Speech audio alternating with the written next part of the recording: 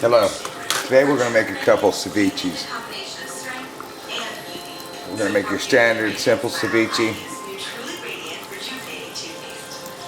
And we're going to make fried ceviche. I want to show you how quick you can do these kind of things. Okay, now you can see here a cord after I split it. And you can even see this kind of onion right here. It's a little tough. While I was using this for some things, I'm not going to use this in ceviche, that part. Do you see? I'm not going to use that. You can see. But you can see over here it's fine. So we can use this for something else. But I don't want it in ceviche because nothing worse than tearing that up. Now if we was making a massive bunch, you know, and we were in Panama and we were a Panamanian, for instance, you know, working for $1. So today we're also going to use, on the fried ceviche, I'll use the red onion. I hate red onions. They're pretty though. Cut thin and mild, I like them, but you can't depend on them to be mild. You can't depend on a Spanish to be mild either, but the chances are better. That'll be for the regular ceviche. But first you got to start with a sharp knife, and this right here is a killer stone from Belgium. It was a gift from my good friends Patrick and Nicole from Belgium. I'm glad that their son's not our exchange student anymore because of if they sent any more chocolate over, I would have died of diabetes.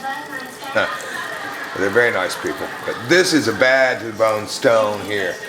This little tiny stone, well, I didn't mean to look and see how much they cost because it was a gift. But all my stones put together don't cost as much as this baby. But anyway, so we're going to do a couple swipes. That's all. Do you hear that? And that's all this knife needs. Now I'm going to tell you about this knife real quick. Even though it has nothing to do with ceviche, but it has everything to do with cooking. And that is, I bought this at the the Vietnamese market on East Colonial in Orlando. 1106 is Little Saigon, I believe is the name of it or something. Good restaurant, but next to the left of it's a store. And these knives are only $8. But I'm going to tell you, you really can't get any better. Matter of fact, I'm going to tell you, I can see right now where this is leading. This video is going to take longer to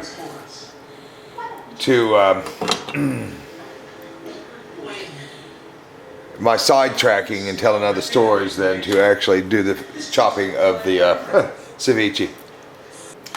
Okay, here we go. We've laid out the vegetables at this time. Mise en place for the vegetables. That's all how you do it before you do the meat. It's just your basic thing. It's just really quick. This is how quick it takes. Really, it's just a matter of cutting things up. So for the fried ceviche, I need super thin red slices. As you can see, not bad. I'm going to cut these down on the end just to make sure that we'll take these and we'll set these right here for a while. Now, for your standard ceviche, we will just do your basic. Now, to do this the other way, you leave the stem end on, whack it this way, and then come back this way, and then come back this way, you know. But or you can just do like this. You just go. Whoops. Shame on me. I should have stopped, and then I went fly away. Not a problem, no, not a problem. You don't let this kind of thing scare you. So even though you have a setup disaster, you know, that would have never happened had I not been on the camera. So you just hold it. Not a problem. That's not a problem if you let this kind of thing worry you. If you want it small, I like it small. Because I like onion, but I don't like to know about it that much. See, there's the stem end. When you do that yourself, just avoid that. Use that in your stock pot or something. But you start low at an angle, and then you come on.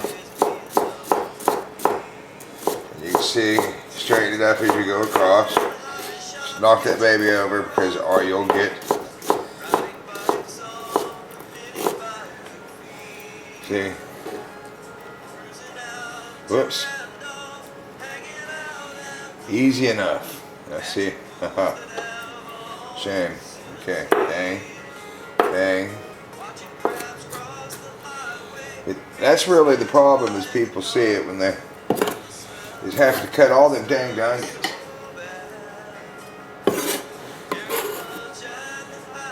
We're going to do 2 cuts on these peppers here. These are out of my garden. I had to buy the red onion, okay? Everything else is out of my garden. I need some super thin, and I want them long. And then give me some variants for the fried ceviche. See how I double that up? It's all mathematical. Life is mathematical. But not the stuff they taught us in school. You have to use a theorem or whatever. Jeez. Still didn't understand that. Well, an entertaining teacher, and I'm sure interesting in other areas. I did not get a grip on the theorem stuff. Had to cheat. Statutes of limitations have ran out on that. Now, about the peppers, as you can see, we were at our liberty to use any pepper we wanted here. These are all from my garden here. Okay, I did cut this up off camera. It took 2 seconds. Sorry about that. Okay, anyways, you get you a few limes. You can use lime juice if you must. I'm also using coarse sea salt, but I will break it up a bit in a mortar and pestle before we walk. And fresh cracked pepper, that I've already done that. You can do it out of electric grinder or whatever, but you know, you do not want to use just regular black pepper out of a pre-ground shaker. Just, it's not cool. It's not good. You know, crack it fresh for yourself. You will smell the difference. Even the worst of the whole peppers is better than is better than the best of the fresh ground, pre-ground stuff. I'm just gonna run these through this thing. You know, you don't really need to watch that. Okay. Okay, I'm grinding this up real quick. Just salt. Now, about that, I'm going to put my salt in right now. And we're going to set this aside, and then I'm going to cut all the fish. And then I'll have everything we got to do, and all is just a matter of putting together. But the reason that I'm doing the salt is once I get that in there, ooh, God, love that. It smells like lime all in here after squishing them all up. Really cool. Anyway, so we let that just, you know, do its thing and dissolve, and we'll test it again. If we have to add more or not, we'll see. So I'm going to get the fish out. Okay, let's see. Do you see that? Can you see that? That's how I get my fish. You know what I smell? I smell nothing. I smell fresh, just cold coming at my nostrils. Flayed right off the fish. Man, I love that. But you see, this is how my fish drummer treats me. That's a super fine piece of grouper right from the loin. I watched it get filleted. Now what I'm going to do is I'm going to take a few medallions. First I'm going to trim this off. And not because it needs to be trimmed off because of you know, difficulty, but because I want my pieces square for what we're going to do with the fried business. So what we're gonna do for the fried is we're doing medallions. Nice. We'll just set that right here. I'll make this one just a touch thicker. Got our sushi quality fish here. Take this all off. Okay. Okay, that's all we're gonna do with that. 4 of these is all we're gonna do. Now, I found this piece of yellowfin. I'm gonna do a couple of the ceviches in that manner. This is frozen sushi quality, but however, I don't normally eat frozen. I just had the urge to eat some dang tuna. I think I'll do it all like that.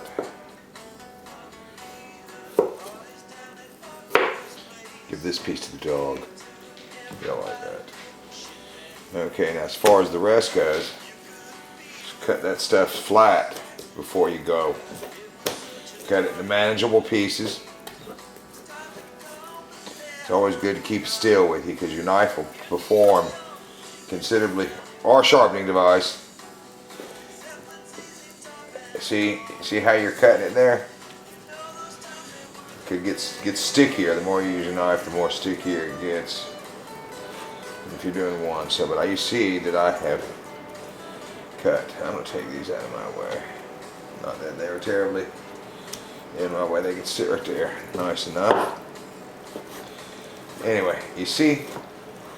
Did you catch how that goes with the mathematical cross-cut business?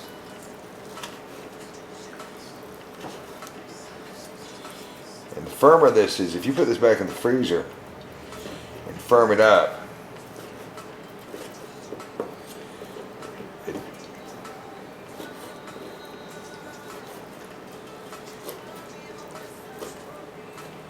it's even easier.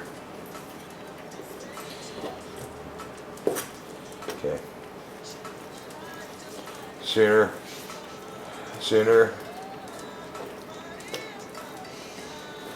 you get it.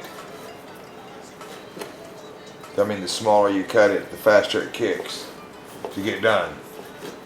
If you require it to be done at all, as far as the, looking, done like it had been cooked. And well, it will be cooked by the chemical reaction.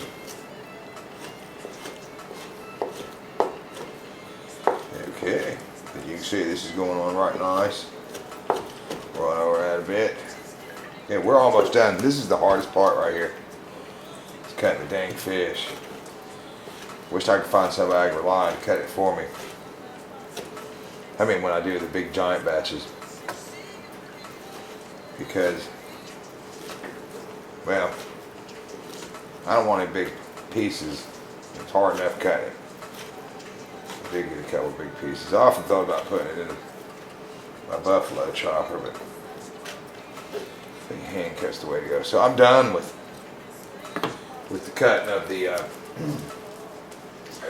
fish. Now, I want to divvy it all into bowls and what's going on. All we got to do is pour the ingredients on and away we go. I'll show you in a second. Let me wash my hands. Here we go again. As you can see, I got my fish in here. I left my fish out there and I'll explain that. Alright, this is ready to roll. Spiced. All the stuff is in here. The cilantro, the black pepper, everything. The onions. That's all you need. Now, in this bowl, I got all the ingredients, but I don't have the fish. The reason why is, well, I can put the fish in later in this one. This way I want to get the juice on this one. That's it. That's all you got to do is now stir this juice in here. And this ceviche is done as soon as we certify that we have enough juice in there. That's what I was waiting to see. Chances are I might have to squeeze a few more. It's not a big deal. Take a little bit more. I think we got it here. You got to have it like this. I'll show you. Make sure it gets all in there. Okay. Now I still might have to add some more salt, remember?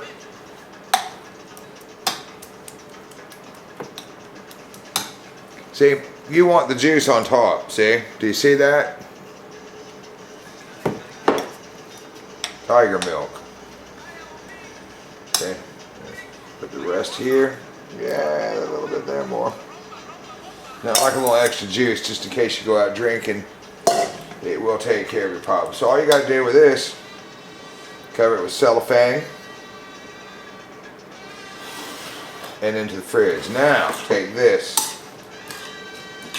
Okay, now I'm going to put some more juice in this. There's no doubt about that. And the thing is you put this down when you do this particular thing. We're going to put these fillets, these little fillets in, and we'll let them stew, and we'll use the juice later. You don't have to have these in here long. I've got to marinate these, and to finish up, we're going to have to. Okay. I can see I might want a little bit more juice. And we're gonna, here, I'll put that in there, screw the dog, I'll eat that. Wish I had some fresh tuna. I'd show you a 5-second ceviche. And get all this stuff on here. And we're gonna let this sit for a while, and then I'm gonna show you how to fry it here in a minute. Not too many people know about fried ceviches. There's two ways. And I might take some of this and grind it up, and we make a fritter and drop it in the deep fryer outside. But like I said, I'm going to put a dash more juice in this particular one. And then we're going to let this sit. We'll let this sit, and then we will show you how to fry it up, and then we'll try the, this is fresh fish, so it shouldn't take more than an hour. We'll be ready to go. All right, here we go. All right, moving along. It's been 45 minutes since we mixed it. You do see this, I hope. You see that the smaller chunks are just about cooked all the way through. And I've tasted it. And I adjusted the salt. Oh man, that was good. Now, got a little bite to it like it should. But this, with the bigger chunks, you can see, still translucent, but you can also see that it's cooking.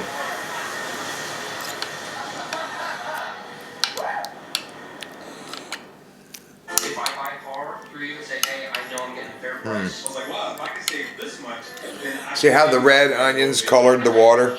I hate that. And that's just fine. Now, we're going to give it a few more minutes. And then we will do the fried part. Should be good. Okay. The last little bit here. My pan's been warming up. Let's turn it down a little here. Okay. The ceviche, as you can see, is now way more cooked. See that?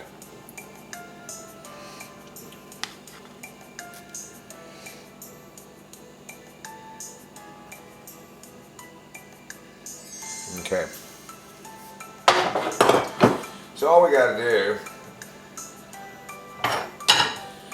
is take this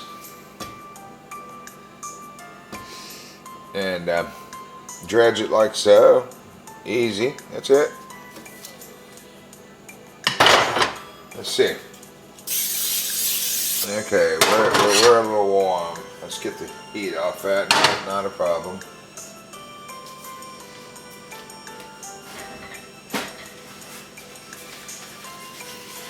Not a problem whatsoever. You just wipe it with a paper towel.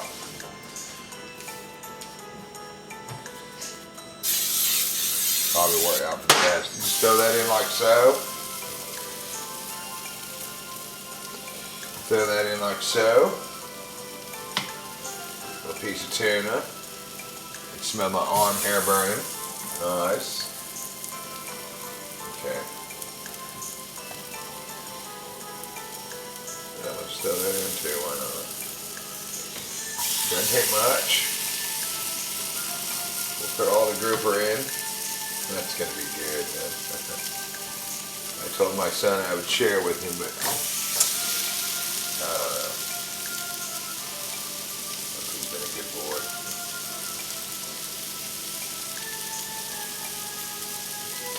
Okay. This is a heat-proof rubber spatula. This rubber spatula was a prototype before they even went on the market. They sent it to me, darn, it had to be 20 years ago. It's Rubbermaid. Sounded as it was the day it was bought. Okay, who went in first? See, all we're doing is cooking this stuff. Let's put make sure we don't have.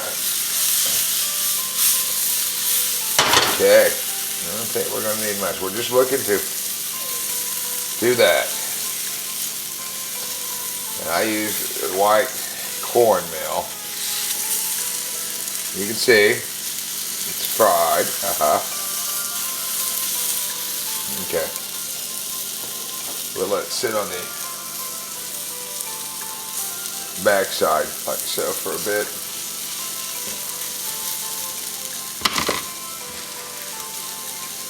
Alright, in the meantime, I'll grab a plate. We'll do this the way it was meant to be done.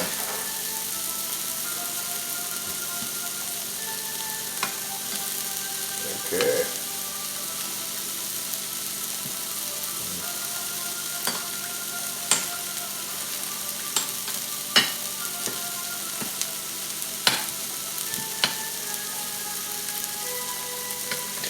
I'm flipping a couple of these pepper pieces in.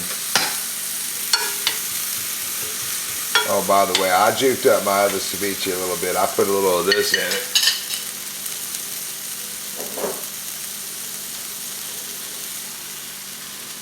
Straight from the market in Cologne.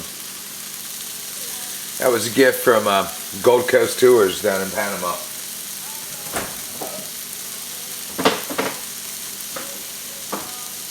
They send me hot sauce.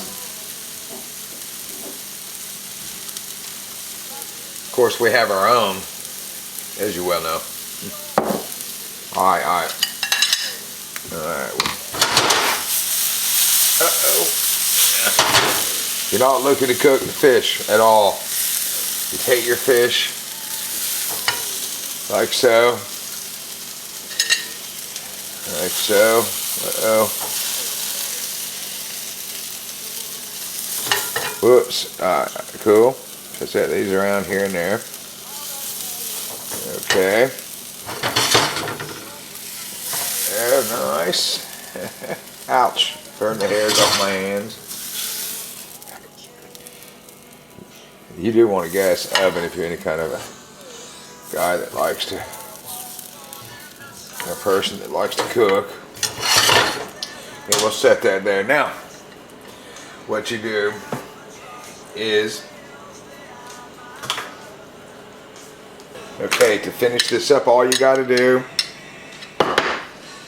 is take your juice here. Dang nabbit. And you take this, you position it, put a little fresh milk on there, you know, like so.